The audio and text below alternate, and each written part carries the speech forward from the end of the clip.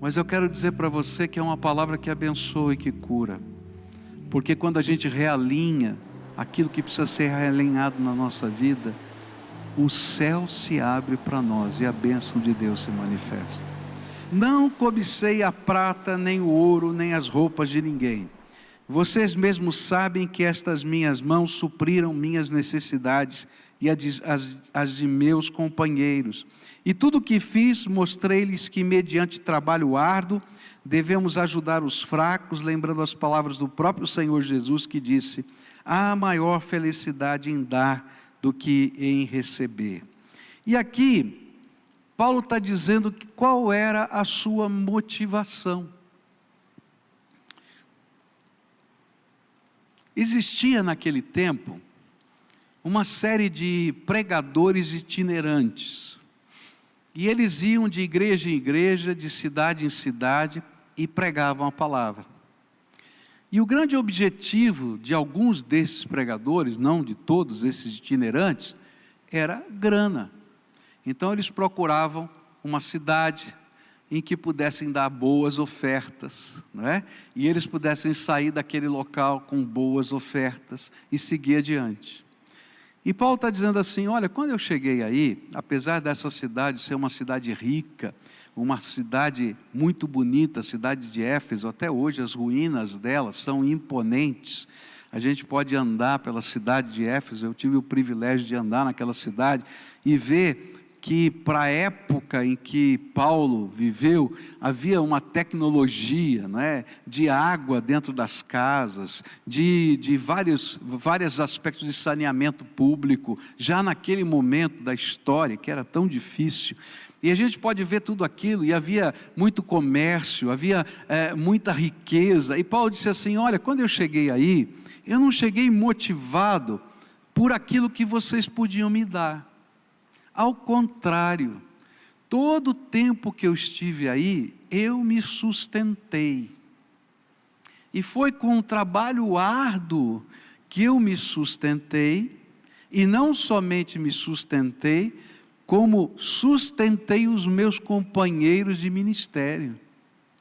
E se a palavra de Deus foi semeada no coração, foi porque no coração de vocês, foi porque justamente havia dentro de mim um desprendimento, de entender que eu tinha que colocar não apenas a minha vida no serviço, mas tudo que eu tenho e tudo que eu sou para a glória de Deus. E Paulo vai ensinar para a gente que a motivação do servo de Deus é uma expressão de entrega, de desprendimento, de doação. E ele diz assim: há maior felicidade em dar do que em receber. É interessante isso, né? Outro dia, o meu neto me chamou para almoçar. Vovô, vamos almoçar junto? Falei, vamos. Onde você quer ir? Ah, eu quero ir lá no shopping, né? E aí o meu neto me levou, eu fui lá no shopping, vi um restaurante, vamos nesse restaurante aqui e tal, vamos, tal. Aí fomos lá. Do lado do restaurante tinha uma loja de brinquedos. Eu acho que ele não queria almoçar, ele queria passar na loja de brinquedos. Mas o interessante é que, apesar da gente saber disso, quando eu entrei na loja de brinquedo, e ele pegou o brinquedo, e eu comprei o brinquedo para ele, a alegria dele, o rosto dele, trouxe mais alegria no meu coração do que no coração dele.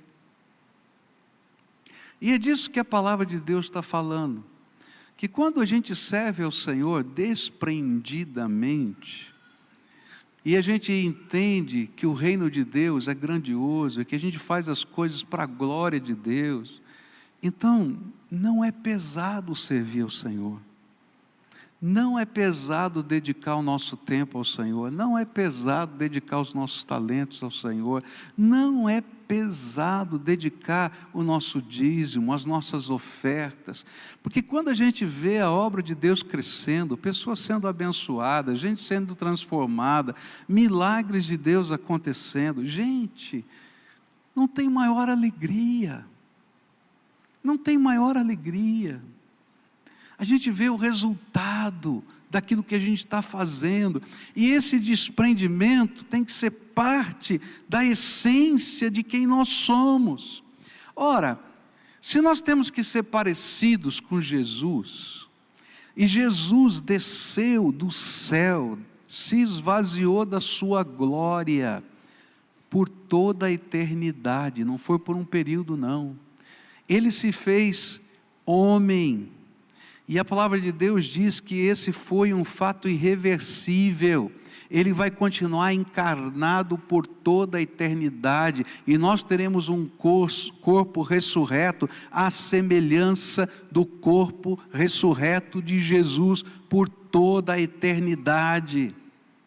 Ele desceu à cruz do Calvário, Ele desceu ao Hades. Se a gente olha toda a história, se nós temos que ser parecidos com Jesus, então, queridos, servir ao Senhor com a nossa vida inteira no altar, com os nossos bens, com os nossos recursos, com os nossos talentos, é privilégio, não é peso. E se for peso, Deus não aceita. Quando a gente começa a ler, por exemplo, o livro de Malaquias, né? Geralmente a gente só lê o capítulo 3, né? Onde fala sobre trazei todos os dízimos à casa do tesouro e fazei prova de mim, se não vos abençoarei, né?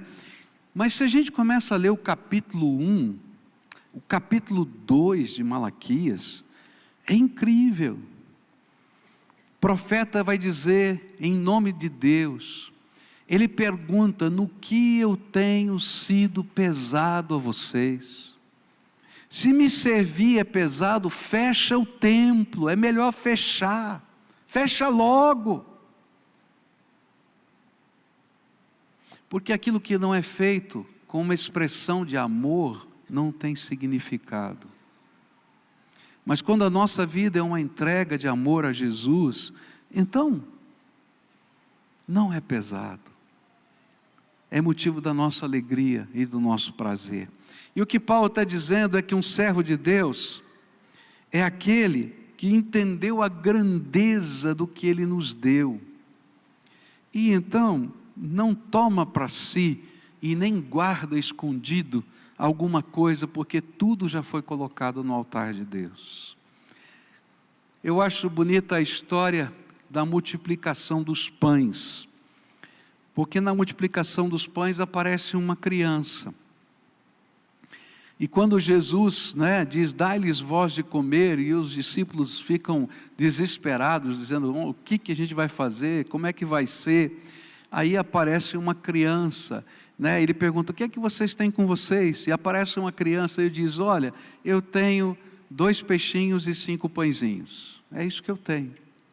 E o interessante é que para quem ficava no deserto, com muita certeza, tinha mais gente com algum lanchinho escondido. Não era só aquela criança. E eu acho que alguns olhavam de lado assim, comiam escondido e guardavam. Mas foi aquela criança com os seus pãezinhos e os seus peixinhos, e os colocou na mão do Senhor Jesus, com o desprendimento de uma criança. E Jesus multiplicou os pães e os peixes, de modo que houve fartura, e sobraram 12 cestos a mais. Quando a gente entra na dimensão da economia de Deus, queridos, a gente vai aprender, não por troca, não por nada, mas a gente vai aprender a grandeza da gente se colocar no altar de Deus e se doar por inteiro. E isso não é pesado. Se em alguma área da tua vida é pesado, você se dá ao Senhor, tem alguma coisa errada no entendimento do que é graça na tua vida. porque Deus já fez muito mais. E quanto mais a gente se coloca sobre o altar, tanto mais a graça de Deus nos supre e nos abençoa. Esse é um princípio da economia dos céus. O segundo valor que eu queria colocar aqui diante de vocês, aparece nos versículos 20 e 21. Vocês sabem que não deixei de pregar-lhes nada que fosse proveitoso, mas ensinei-lhes tudo publicamente de casa em casa. Testifiquei tanto a judeus como a gregos que eles precisam converter-se a Deus com arrependimento e fé em nosso Senhor Jesus Cristo. O segundo valor que Paulo vai dizer, a gente vai estudar nessa noite aqui, tem a ver com o que a gente reparte em termos do Evangelho. É interessante que Paulo está dizendo assim, olha, eu não escolhi repartir só o que era politicamente correto, o que talvez não me criasse problemas, o que talvez não gerasse críticas. E ele deixa bem claro, por isso eu falei tanto a gregos quanto a judeus, porque havia uma certa perseguição dos judeus contra Paulo, porque os judeus diziam que antes de alguém se converter, era preciso se tornar judeus, passar pela cerimônia da circuncisão, para depois se transformar em cristão. E Paulo dizia, não, a palavra de Deus diz que a circuncisão não é aquela que é feita na carne, mas que é feita no coração. O povo de Deus não é o povo de Deus que tem apenas a marca da circuncisão, mas é aquele que nasceu de novo em Cristo Jesus. E ele fala com todas as letras isso no livro de Gálatas. E ele disse assim, olha, eu não escolhi dizer só o que era politicamente correto. Eu preguei toda a palavra de Deus.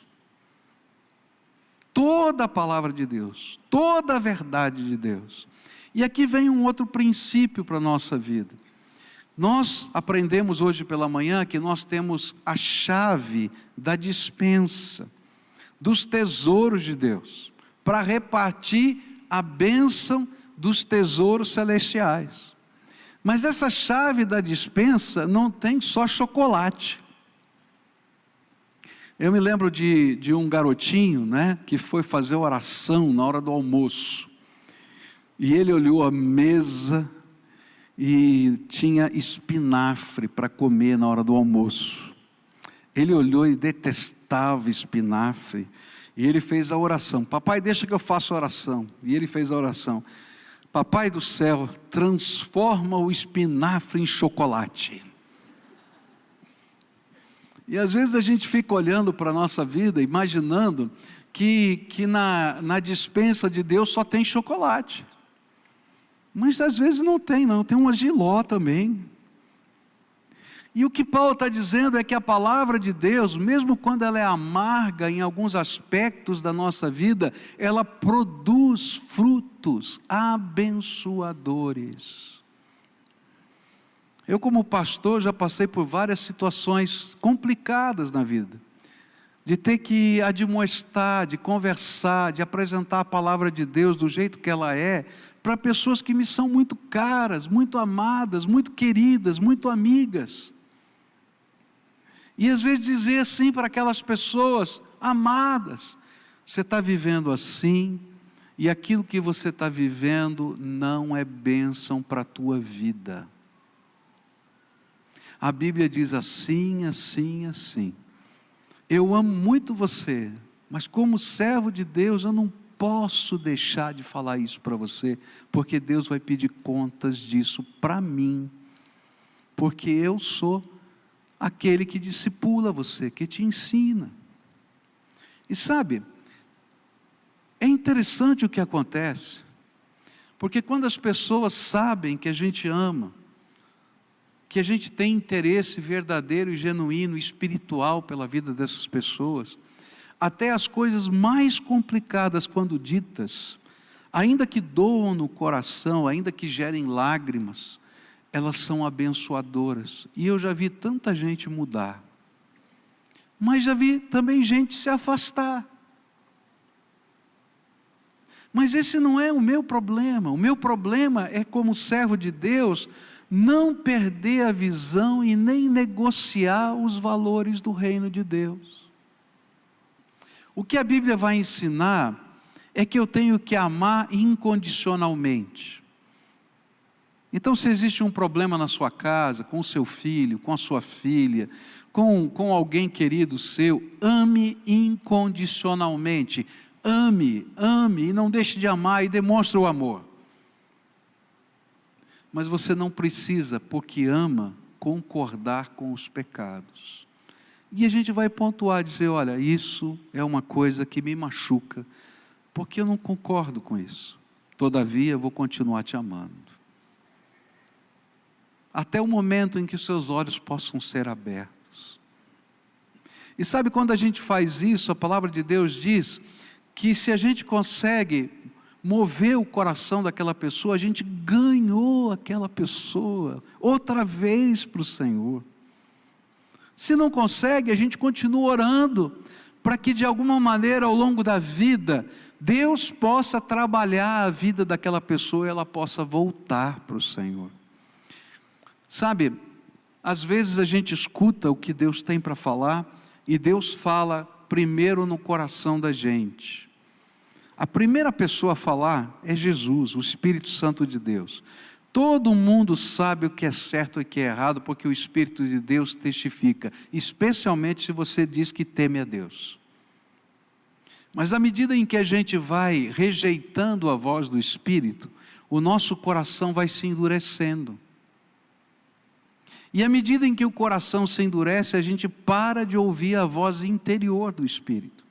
E então Deus levanta pessoas que vêm e falam diretamente. É uma palavra profética de Deus, é a palavra das Escrituras, de confrontação. Para que a gente não diga que foi apenas a voz interior que silenciou, porque a voz de Deus não para. E quando a gente não quer ouvir a voz que vem através de pessoas que nos amam e confrontam, Deus vai continuar falando, mas aí Ele vai pegar a vida da gente, as circunstâncias da vida. E queridos, a vida quebra a gente ao meio. Para ver se em algum momento a gente volta aos pés de Jesus para dizer, tenha misericórdia de mim, Senhor, porque eu preciso da Tua graça outra vez. Por isso Paulo está dizendo, olha, um valor da minha vida ministerial, do meu serviço, é não deixar de falar, de abençoar as pessoas com tudo que é proveitoso que vem da palavra de Deus. Seja com gosto de chocolate ou seja com gosto de jiló. Tem gente que gosta de jiló, né? Então, talvez seja mais gostoso o jiló para essas pessoas. Mas tem gente que não gosta, como eu, né? Então aí fica estranho o sabor. Próximo valor que a gente vai aprender aqui na palavra de Deus, aparece no versículo 24. Todavia não me importo, nem considero a minha vida de valor algum para mim mesmo, se tão somente puder terminar a corrida e completar o ministério que o Senhor Jesus me confiou, de testemunhar do Evangelho da graça de Deus. O próximo valor é que a mensagem é o testemunho do Evangelho da graça. E ela vale mais do que a nossa própria vida. É isso que Paulo está falando. Paulo está dizendo assim, olha, eu sei que estou indo para Jerusalém, e sei que vou enfrentar uma luta muito grande. Eu vou porque Jesus é o meu Senhor. Mas eu vou porque eu sou mensageiro do Evangelho da Graça. E Ele já me falou que eu vou levar esse Evangelho a Roma.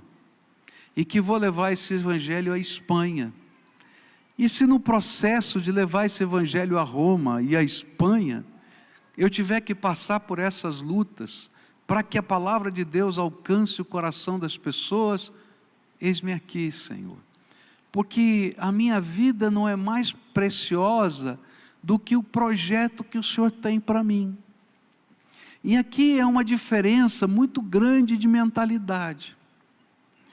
Não é fácil dizer que a minha vida é menos preciosa do que o projeto de Deus. Especialmente se a perspectiva da tua vida é terrena, nos anos que você vai viver aqui na terra. Se a perspectiva da tua vida está, vamos dizer assim, na tua mente, está na formação de que você vai viver 70, 80, 90, 100 anos, sei lá quantos anos você espera viver, e que você vai colocar o projeto de vida, não é, em cima desses anos, então é muito complicado fazer uma decisão dessas, porque à medida que os anos vão passando, a tua cabeça começa a funcionar diferente. Você diz assim: quantos anos de vida útil eu tenho para alcançar alguns dos meus sonhos? Faltam tantos anos para eu conseguir fazer isso, fazer aquilo, porque depois daquilo eu não sei se eu vou conseguir mais. E aí você começa a viver uma vida angustiada porque o tempo está terminando. Mas quando alguém tem uma perspectiva da eternidade, o projeto de Deus transpassa os meus anos aqui. E Ele vai continuar por toda a eternidade. E eu não penso mais apenas na minha vida, nos anos que faltam, nos projetos que eu tenho, mas eu penso na obra, no projeto maior que Deus preparou, que vai durar toda a eternidade. E é por isso que Paulo vai dizer nas Escrituras, né, que para mim o viver é Cristo e morrer é meu lucro. Porque ele está dizendo, tanto faz, se eu estiver vivo, eu estou no centro do projeto de Deus, mas se o Senhor me levar, eu continuo no centro do projeto de Deus.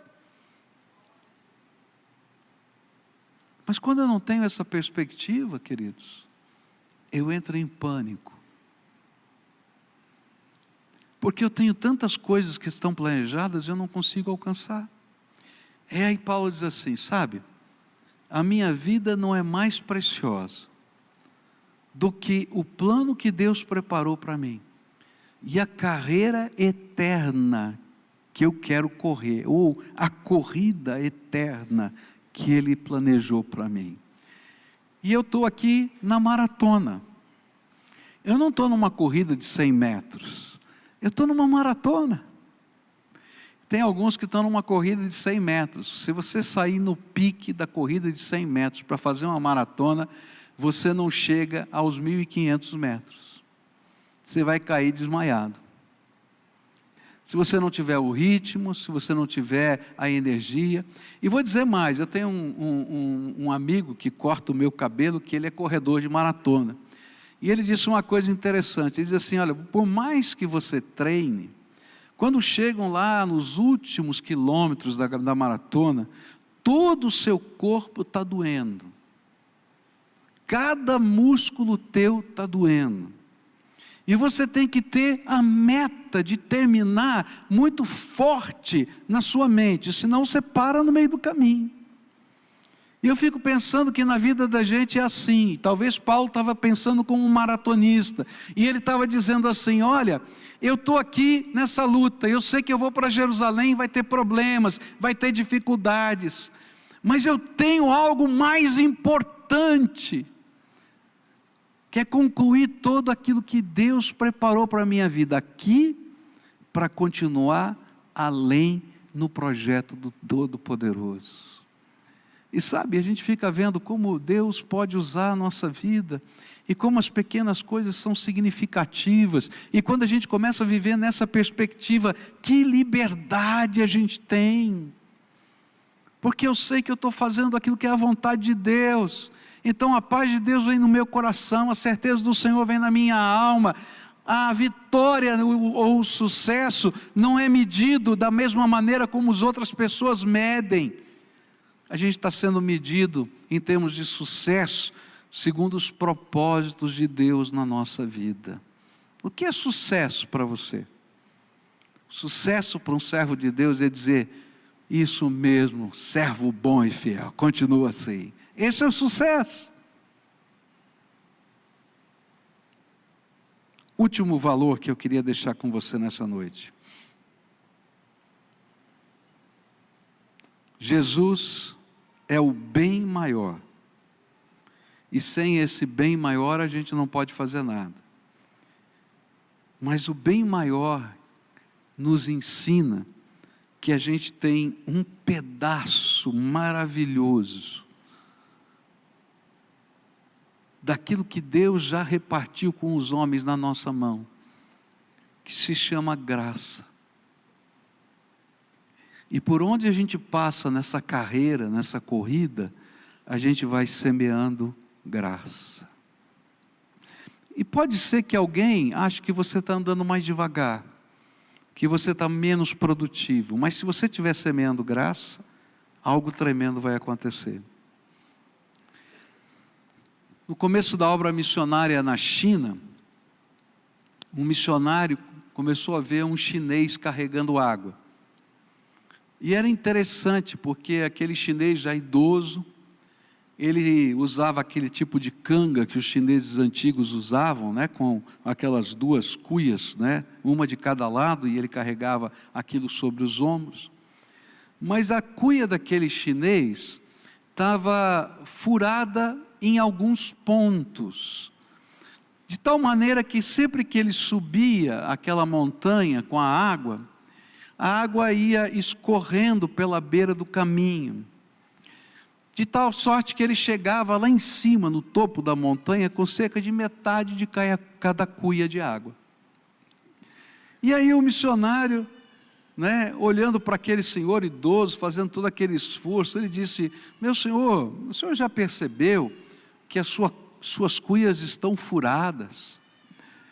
Será que não era melhor a gente trocar as cuias, para que o senhor pudesse chegar com a água toda? E ele olhou para o missionário e disse: olha para o caminho. Ele olhou para o caminho, e ele disse assim: como vão ficar as flores que estão dos dois lados do caminho, que eu rego todo dia com as cuias furadas? Sabe, quando a gente está nessa carreira de colocar o reino de Deus em primeiro lugar, tem muita gente que vai olhar para a gente, para os projetos da nossa vida e dizer: olha, você podia ser mais bem sucedido, você podia ganhar mais dinheiro, você podia fazer mais isso, você podia fazer mais aquilo, você podia não sei o quê. Mas se a gente tem um entendimento do que Deus colocou na nossa mão, que é graça, a gente vai ser como aquele chinês, que vai olhar para trás e dizer assim: é verdade, eu podia fazer tudo isso que você falou, mas olha só o que eu deixei na trilha do meu caminho. Gente abençoada, gente transformada. E sabe de uma coisa? Às vezes tudo aquilo que a gente imagina que é sucesso passa tão rápido. Passa tão rápido. Perde o valor. Eu conheço gente que trabalhou 30 anos numa empresa. Depois de 30 anos fizeram uma festa, deram um relógio e mandaram embora. Porque a vida agora era diferente, tudo tinha mudado, aquilo que aquele homem já sabia já não era tão importante, tinha gente que custava mais barato, e aquela pessoa saiu com o relógio. Eu prefiro sair com vidas transformadas no poder de Jesus. Eu prefiro sair com a marca da graça por onde a gente passou. Eu prefiro sair, ser uma pessoa, como eu disse hoje de manhã, que possa inspirar outras pessoas. Porque na medida em que a gente faz isso, o bom perfume de Cristo exala por onde a gente está passando. Nessa noite eu queria orar por você, como a gente faz em todo culto. Hoje pela manhã nós oramos pelo senhorio de Jesus na vida da gente. A gente pediu, olha, há uma grande diferença entre ser um cristão nominal, um cristão morno e ser um servo de Jesus. E a grande diferença é deixar Jesus ser o Senhor da nossa vida. Ele está acima de tudo e ser o dono da nossa vida, não é? E oramos por isso pela manhã. Mas hoje pela manhã eu queria falar e queria orar com você sobre sucesso. A gente vive nessa vida sendo pressionado a alcançar o sucesso. E às vezes a gente tem a nossa mente distorcida do que é o verdadeiro sucesso. E a gente está correndo para tantos lados, queridos. Eu quero dizer para você que não há nenhum pecado, nada de errado, em você ser bem-sucedido na sua carreira, em você alcançar ou galgar lugares na sociedade, desde que a sua perspectiva de prioridades não mude. Mas se na busca do sucesso, a tua perspectiva de prioridades tem mudado, então o que parece ser sucesso é fracasso. Eu preguei no funeral do meu pai, um sermão muito difícil de pregar.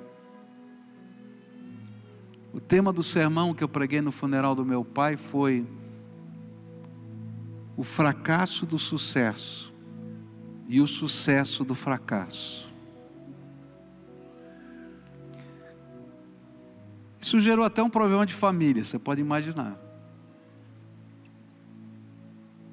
E quando eu preguei aquele sermão, eu contei um pouquinho da história do meu pai. Eu nunca vi alguém mais inteligente e criativo do que o meu pai. Talvez eu seja suspeito para falar isso. Ele era um homem de criação, de marketing, um homem de grandes ideias, de grandes projetos. Um homem que dedicou a sua vida inteira para uma única empresa. Mas na busca do sucesso, a sua família fracassou. Na busca do sucesso, a gente perdeu o contato. Foi tão difícil que num determinado momento da vida, por coisas bobas, simples, até por cuidado dele, de se proteger de algumas coisas, eu como filho, o único contato que tinha do meu pai era o telefone do seu escritório. Eu não sabia nem o endereço da casa do meu pai. E para mim foram anos de fracasso, como família, como pai. Mas de repente, meu pai saiu daquela empresa, montou uma consultoria, e a ilusão da consultoria e do sucesso passaram muito rápido. E ele ficou sozinho.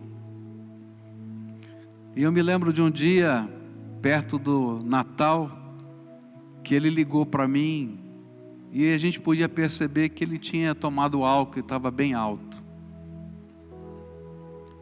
E ele disse: filho, o que é que você tem contra mim? Por que a gente está tão distante? E aí naquele momento não dava para conversar, marcamos um encontro. Não na casa dele, porque ele nunca marcou na casa dele. E fomos a tomar um café juntos. E aí começamos a conversar. E eu disse: pai, eu não estou distante. Mas o senhor já percebeu que o senhor nunca deu o endereço da tua casa para mim? E o senhor nunca me deu liberdade de visitá-lo na sua casa? E aí a gente começou a fazer concertos e acertos. E aí começou uma nova etapa da vida dele, em que ele não tinha toda a projeção social, não tinha toda a importância comercial, nem grana direito tinha. Naquela época, para que ele pudesse ter um plano de saúde, eu comecei a pagar o plano de saúde dele. Porque ele não tinha recursos para isso. Mas esse foi a época em que parecia um fracasso, mas que ele era um sucesso. Tanto para mim, como para os meus irmãos e para toda a casa. Nessa noite eu queria conversar com você sobre isso. O que Paulo está ensinando para a gente com esses valores é o significado do sucesso. Às vezes a gente é tão embalado pela vida e a gente se perde. E aí o sucesso vira fracasso. E aí Deus tem que mexer na nossa vida, dar uma grande chacoalhada, para a gente entender que no fracasso, às vezes, a gente vai encontrar o verdadeiro sucesso. Mas não precisa ser assim. Porque o Senhor quer colocar em equilíbrio a nossa vida.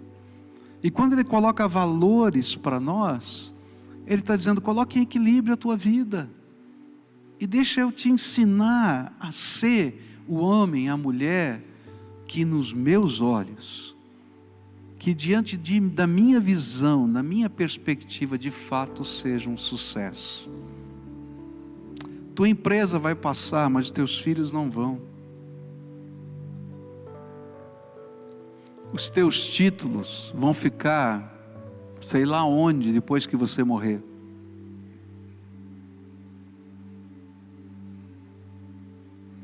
Eu tenho ganhado muitos títulos, menções, estão lá no meu escritório numa caixa. Eu nem os penduro, porque eu sei que tudo aquilo é ilusão, vai passar.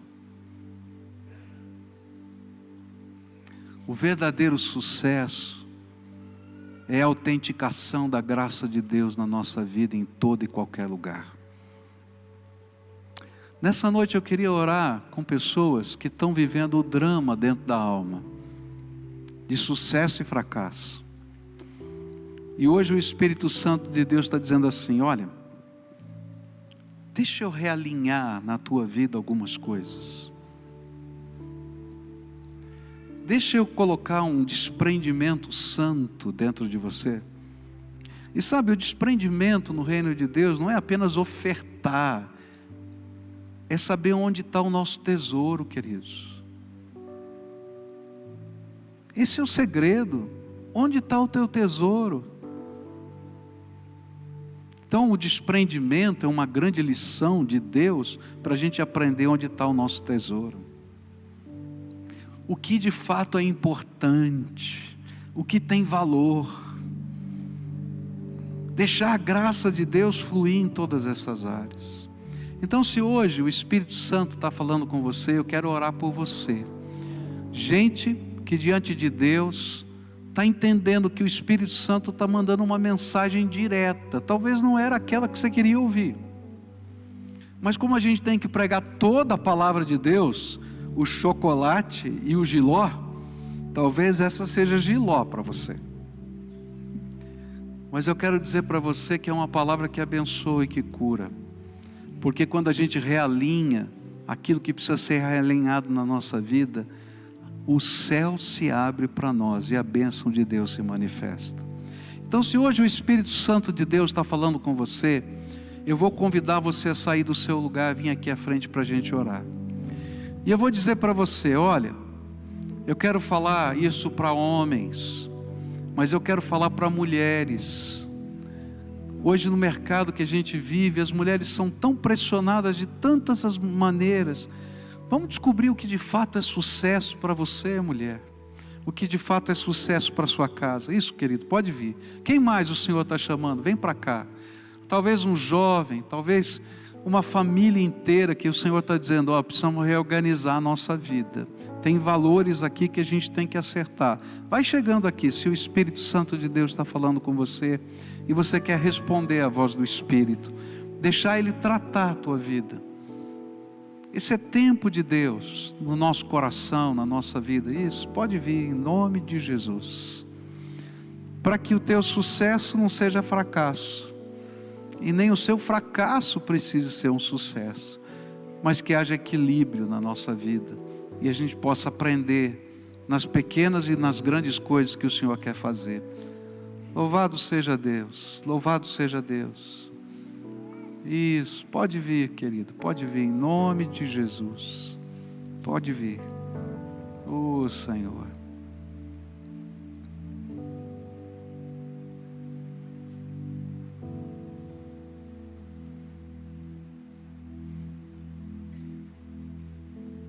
Amém.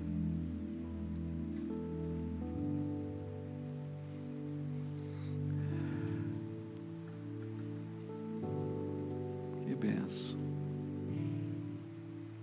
Vou esperar você chegar. Vem para cá, vem para cá.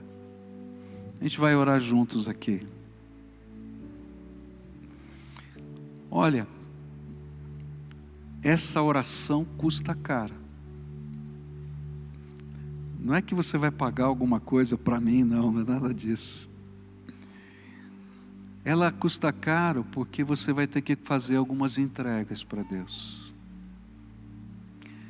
E eu vou dizer para você, tá? Você vai fazer a entrega hoje e amanhã o ritmo da tua vida, as coisas que acontecem no dia a dia, vão te fazer esquecer essa entrega que você está fazendo aqui hoje. Porque é muito provável que algumas das coisas que você quer colocar no altar de Deus aqui, você já tinha pensado nelas. Mas elas entram quase como uma compulsão dentro da gente. Então eu quero dizer para você de um segredo, tá? Antes de começar o teu dia, você vai colocar isso na tua agenda, antes de você começar o teu dia, antes de você olhar no teu telefone, antes de você ir para o teu trabalho, você vai começar entregando o teu dia para Jesus e pedindo para Ele falar para você o que é prioridade na tua vida. Porque se Ele não falar outra vez, e outra vez, e outra vez, você vai voltar tudo de novo. E vai botar os pés pelas mãos outra vez. E quando a gente faz isso, o Espírito Santo nos dá liberdade. E Ele começa a tocar o nosso coração e dizer, olha, volta lá, resolve o que você deixou para trás. Volta lá, pede perdão. Volta lá, começa de novo. E aí a gente deixa o Espírito de Deus fazer as transformações na vida da gente, tá? Então, vai custar caro, porque você vai ter que escolher algumas coisas. E você vai ter que depor algumas, para que outras que são mais preciosas, mas que às vezes não estão no lugar correto, assumam esse lugar. Você vai ser criticado, tá?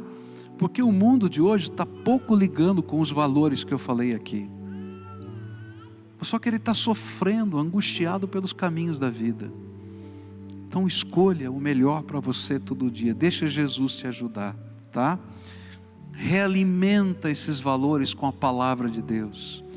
Então, se você não tem uma Bíblia, eu vou te dar uma Bíblia. Se você já tem uma Bíblia, espero que seja uma que você entenda. Se você não entende, eu quero te dar uma que está numa linguagem simples para você entender. Mas deixa a palavra de Deus fluir dentro de você, porque os valores estão na palavra. E o Espírito ministra na nossa vida.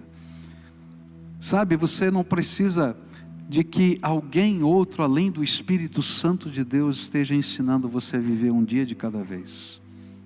Por isso a gente se coloca na mão do Pai, tá bom? Vamos orar por isso? Então a primeira oração é sua.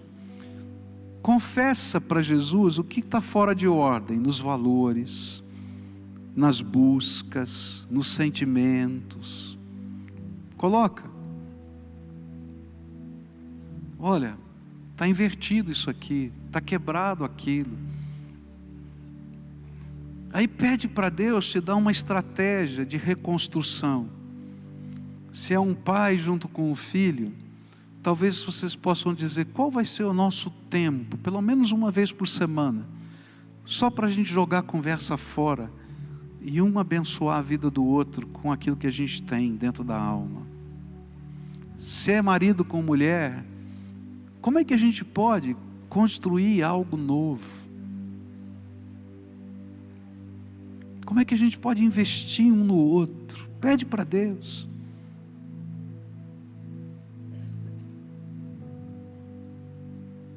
Senhor Jesus, Tu estás ouvindo a oração dos Teus filhos aqui.